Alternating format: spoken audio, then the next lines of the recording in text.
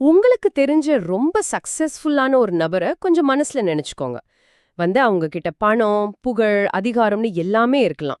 ஆனா அவங்கள நேரா பார்க்கும்போது அவங்க உண்மையிலேயே ஒரு முழுமையான, நிறைவான மனுஷனா உங்களுக்கு தெரிவாங்களா? ஏதோ ஒண்ணு குறையற மாதிரி ஒரு ஃபீல் பல நேரங்கள்ல நமக்கே வரும்ல. கண்டிப்பா வரும். அந்த வெளியில தெரியற சக்சஸ்க்கும் உள்ளுக்குள்ள இருக்கிற வெற்றிடத்துக்கும் ஒரு பெரிய கேப் எப்பவுமே இருக்கும். ஆமா. அந்த ஏதோ ஒண்ணு தான் இன்னைக்கு நாம செய்ய போற இந்த ஆழமான தேடலுக்கு மையப்புள்ளி. விக்ஞான் பைரவ் தந்த்ரா அப்படிங்கிற ஒரு பிரம்மாண்டமான தொடர்ல இருந்து எபிசோடு 10 தான் நாம இன்னைக்கு அலச போறோம். இது 1972ல இருந்து 73 வரைக்கும் மும்பைல ஓஷோ தன்னோட தேடவர்கள் முன்னாடி நிகழ்த்திய மிக முக்கியமான உரைகள். கரெக்ட். பண்டைய தந்திர நூலான விக்ஞான் பைரவ் தந்த்ராவுல இருக்கிற 112 தியான முறைகளை இது ரொம்ப ஆழமா ஆராயுது. ஆனா ஒரு விஷயம், இது ஏதோ தியரியோ கிளாஸ் ரூம் பாடமும் கிடையாது. ஆமா, இது முழுக்க முழுக்க உங்களுடைய நேரடி அனுபவத்தை பத்தினது. மனசைத் தாண்டி விழிப்புணர்வை எப்படி நாம நேரடியா ஃபீல் பண்றது அப்படிங்கறத வழிகாட்டுற உரைகள் இது. வாங்க சாட்சியாக நுழைவோம். இந்த சோர்ஸ் மெட்டீரியல்ல ஒரு விஷயத்தை கவனிச்சிங்களா? இங்க ஆச்சரியப்பட வைக்கும் விஷயம் என்னவென்றால், ஆயிரக்கணக்கான வருஷங்களுக்கு முன்னாடி எழுதப்பட்ட ஒரு தந்திர ரகசியம் இன்னைக்கு காலையில டிராஃபிக்ல மாட்டிக்கிட்டு ஸ்ட்ரெஸ் ஆகுற ஒருத்தருக்கும் எவ்வளவு துல்லியமா பொருந்தி போகுதுங்கிறது தான். எக்ஸாக்ட்லி. இந்த உரைகள் சும்மா தியானம் பண்ணுங்கன்னு மட்டும் சொல்லல, நம்மள நாமளே வெளியில இருந்து ஒரு பார்வையாளனா எப்படி பார்க்கறதுன்னு சொல்லி கொடுக்குது. இந்த செஷன் கேட்டுட்டு இருக்கிற உங்களுக்கும் சரி, நமக்கும் சரி, இது ஒரு பெரிய திறவுகோள். சரி, இத கொஞ்சம் விரிவா அலசுவோம். இந்த ஆதாரங்கள்ல என்ன ரொம்பவே யோசிக்க வச்ச முதல் விஷயம் என்னன்னா, ஒரு மனுஷன் பிறக்கும் போதே முழுமையான ஒரு மனுஷனா பிறக்கறதில்ல அப்படிங்கிற அந்த கான்செப்ட் தான். அதாவது நாம பிறக்கும்போது வெறும் ஒரு சாத்தியக்கூறா, ஒரு பொட்டென்ஷியாலிட்டில மட்டும்தான் இருக்கோம். கரெக்ட். ஒரு விதையை எடுத்துக்கோங்க. அந்த சின்ன விதைக்குள்ள ஒரு பெரிய ஆலமரம் ஒளிஞ்சிருக்கு. ஆனா அது மரமா மாறுமா இல்ல வெறும் விதையாவே மண்ணுக்குள்ள மக்கி போகுமாங்கிறது அந்த விதையோட பயணத்தை பொறுத்தது. மனுஷனும் அதே மாதிரிதான். நாம வெறும் விதையாதான் பிறக்கிறோம். அது ஒரு ரொம்ப ஆழமான பார்வை. இயற்கை மனுஷனை ஒரு விதையா மட்டுமே படைச்சிருக்கு. நீ முழுசா வளர்ந்துதான் ஆகணும்னு இயற்கை நம்மள கட்டாயப்படுத்துறதில்ல. நமக்கு அந்த சுதந்திரம் கொடுக்கப்பட்டிருக்கு. சைக்காலஜி படிச்சவங்களுக்கு இது ஈஸியா கனெக்ட் ஆகும். ஆமா, நீங்க ஆப்ரஹாம் மாஸ்லோ பத்தி கேள்விப்பட்டிருப்பீங்க. அவர் சொல்ற செல்ஃப் ஆக்சுவலைசேஷன், அதாவது தன்னை முழுமையாக உணர்தல் அப்படிங்கிற கான்செப்டை இங்க நாம இணைச்சு பார்க்கணும். மனுஷனுக்கு பசி, தூக்கம், பாதுகாப்பு மட்டும் அடிப்படை தேவை கிடையாது. தான் எந்த முழுமையை அடைய பிறந்தானோ அந்த உச்சத்தை அடையலேனா அவனுக்குள்ள எப்பவுமே ஒரு ஏக்கம் இருக்கும். எக்ஸாக்ட்லி, அதுதான் அந்த மிஸ்ஸிங் ஃபீலிங். அந்த மிஸ்ஸிங் ஃபீலிங் பத்தி நீங்க சொல்றது ரொம்ப ரிலேட்டபிளா இருக்கு. இப்ப பாருங்க, பல பேர் வாழ்க்கையில அவங்க ஆசைப்பட்ட கார் வாங்கியிருப்பாங்க, பெரிய வீடு கட்டியிருப்பாங்க, சிஇஓ லெவலுக்கு ப்ரொமோஷன் வாங்கியிருப்பாங்க. வெளியில இருந்து பாக்குறவங்களுக்கு அவங்க ஒரு ரோல் மாடல் தான். ஆனா ராத்திரி தனியா உட்கார்ந்து இருக்கும்போது எல்லாமே இருக்கு, ஆனா ஏதோ ஒண்ணு மிஸ் ஆகுதே அப்படின்னு ஒரு வெறுமையை ஃபீல் பண்ணுவாங்க. அந்த ஃபீலிங் ஏன் வருது? ஏன்னா அந்த வெறுமை உங்களோட பேங்க் பேலன்ஸ் சம்பந்தப்பட்டது கிடையாது. அது உங்களோட உள்நிலை வளர்ச்சியோட தொடர்புடையது. இதத்தான் மாஸ்லோ பீக் எக்ஸ்பீரியன்ஸ் அல்லது உச்சக்கட்ட அனுபவம்னு சொல்றாரு. அதாவது வெளியில தேடுறதுனால கிடைக்காத ஒண்ணு. ஆமா, உங்களுக்குள்ள இருக்கிற அந்த சாத்தியக்கூறுகள் முழுசா மலரும்போது, நீங்க உள்ளுக்குள்ள முழுமை அடையும் போது மட்டும்தான் இந்த உச்சக்கட்ட அனுபவத்தை ஃபீல் பண்ண முடியும். அந்த நிலைமையில வெளியில இருந்து எந்த ஒரு கைத்தட்டலும் அங்கீகாரமும் உங்களுக்கு தேவைப்படாது. நீங்க சும்மா உட்கார்ந்துட்டு இருந்தாலே அது ஒரு பேரானந்தமா இருக்கும். தன்னை முழுசா உணர்ந்த ஒருத்தரால மட்டும்தான் அந்த பீக் எக்ஸ்பீரியன்ஸை ஒவ்வொரு செகண்டும் வாழ முடியும். இத ரொம்ப அழகா விளக்குறதுக்கு இந்த சோர்ஸ்ல புத்தருக்கும் காசி மன்னனுக்கும் நடந்த ஒரு சம்பவத்தை சொல்லியிருக்காங்க.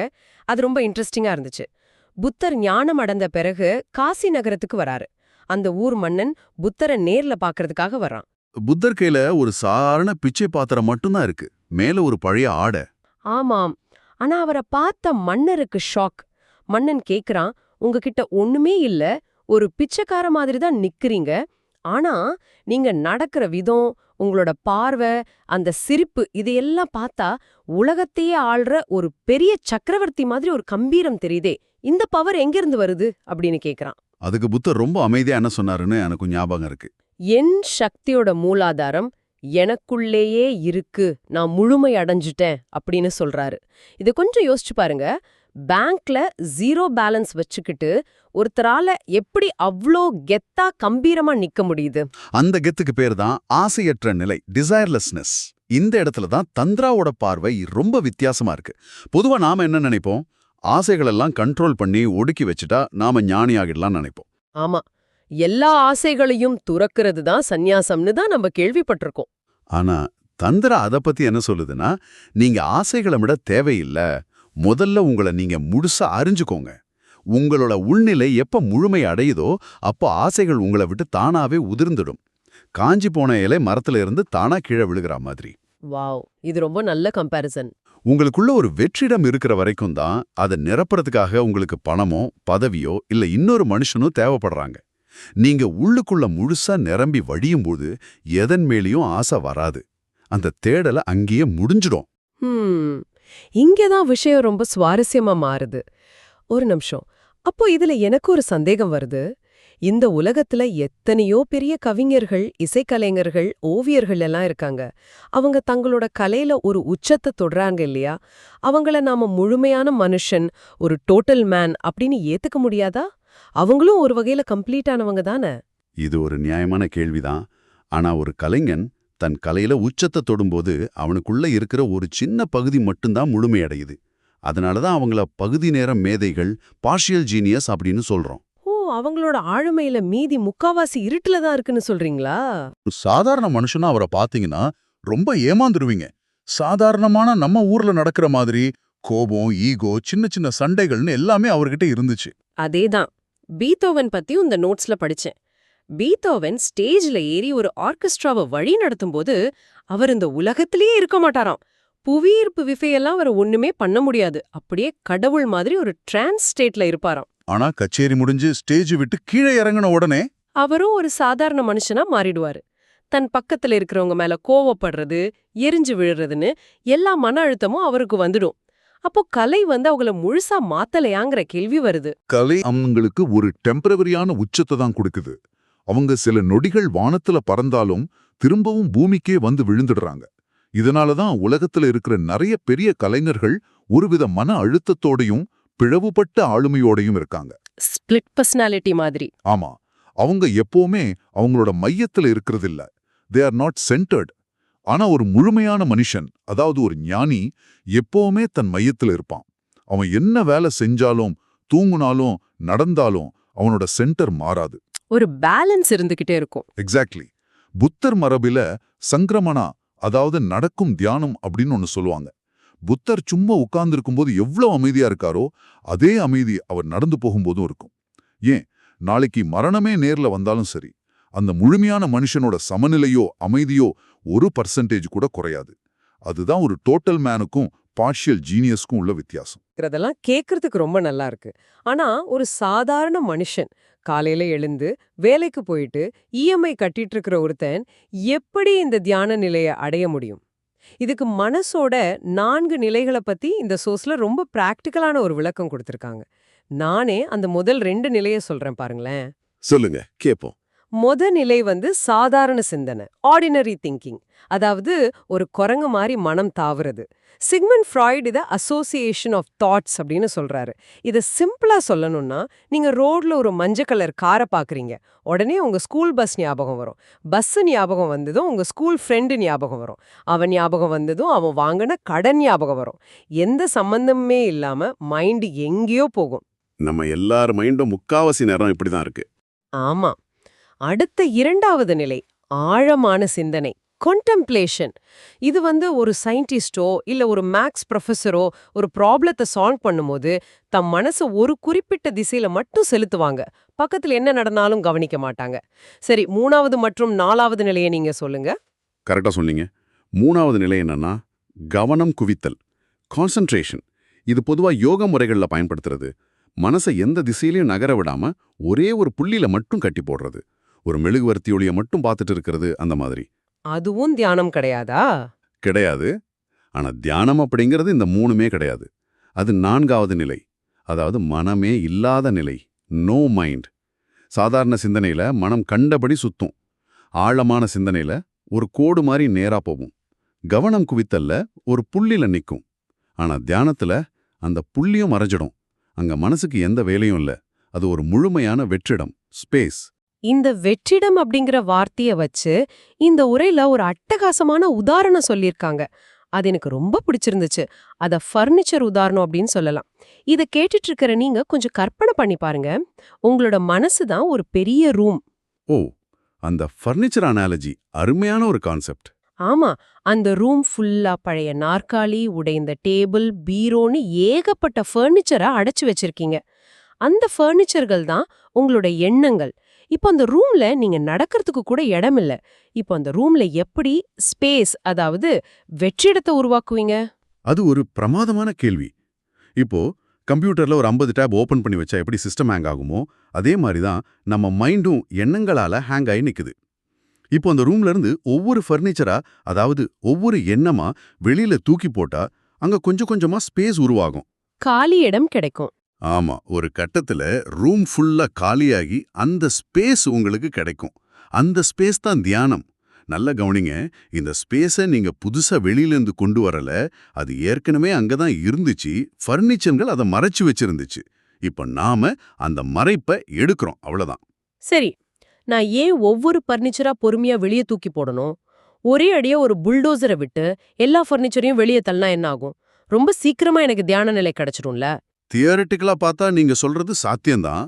ஆனா பிராக்டிக்கலா அப்படி செஞ்சா அது ரொம்ப ரொம்ப ஆபத்தானது. ஒரு சரியான குருவோட வழிகாட்டுதல் இல்லாம அப்படி செய்யக்கூடாது. ஏன்னா மனுஷங்களான நாம நம்மளோட பழைய பழக்க வழக்கங்களுக்கும் எண்ணங்களுக்கும் ரொம்பவே அடிக்ட் ஆயிருக்கும். டக்குன்னு எல்லாத்தையும் விட்டா மைண்ட் தாங்காதா? ஒரே அடியா உங்க எண்ணங்கள் எல்லாத்தையும் துண்டிச்சா மூளை அதை தாங்காது. பைத்தியம் பிடிக்க கூட வாய்ப்பு இருக்கு. இத ஒரு சின்ன உதாரணம் மூலமா புரிஞ்சுக்கலாம். நாம டெய்லி தூங்குறதுக்குன்னு சில பழக்கங்களை வச்சிருப்போம். சிலருக்கு குறிப்பிட்ட பெட்ஷீட் இருந்தாதான் தூக்கம் வரும். சின்ன குழந்தைங்களுக்கு அவங்களோட ஃபேவரட் பொம்மை கையில இருந்தாதான் தூங்குவாங்க. எனக்கே தூங்குறதுக்கு முன்னாடி பாட்டு கேட்கணும், இல்ல மொபைல் நோண்டணும்னு பழக்கம் இருக்கு. இதெல்லாம் நம்ம மைண்டுக்கு நாம கொடுத்திருக்கிற பழக்கங்கள். இப்படி பழகிய ஒருத்தங்கிட்ட திடீர்னு அந்த பழக்கங்களை எல்லாம் புடுங்கிட்டா அவனால எப்படி நிம்மதியா தூங்க முடியும்? மைண்டு பதறும் இல்லையா?